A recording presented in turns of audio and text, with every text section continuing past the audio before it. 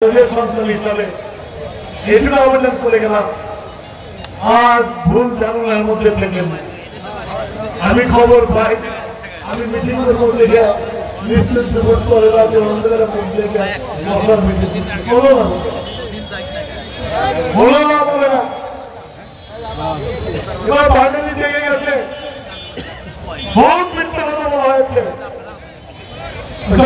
ফিছিল বাদ দিয়ে ভদ্রলোক হয়ে যান, নাহলে কিন্তু গুলি একটাও মাটির পড়বে না শরীরে বলতে।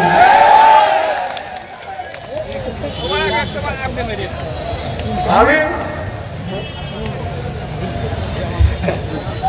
আসলে শিবিরের বয়স হয়ে গেছে বলে সেজন্য ভালো কথা পেতে পারবো।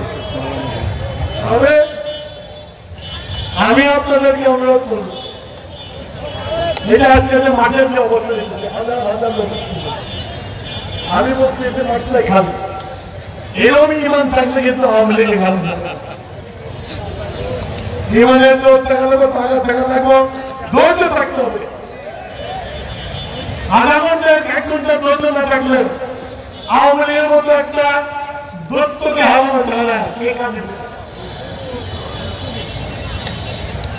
হ্যাঁ, আপনাদের কাছে আবেদন থাকলো, আর এটা কাজীপুরের নেতারা আছে, আমার দেশে সালাম আছে, ইয়ে আছে, হাসান আছে, তারপরে এই সেলিম আছে। আমাদের অসংখ্য নেতা কর্মীকে হত্যা করেছে, কি করছে কিনা এই উপজেলায় করছে, কি বাচ্চু কাজনে করছে, পাও কাটছে, হাত কাটছে, মাইরা ফেলছে।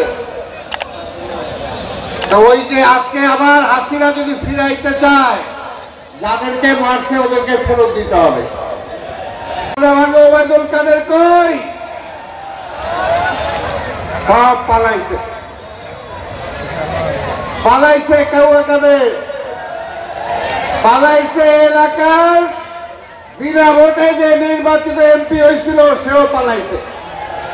বিএনপির নেতা কর্মীরা এই অঞ্চলে মুখ হয়ে কথা বলতে পারে নাই। প্রধান অতিথি আপনাদের এই সিরাজগঞ্জের গল্প সাবেক মন্ত্রী, বিএনপির স্থায়ী কমিটির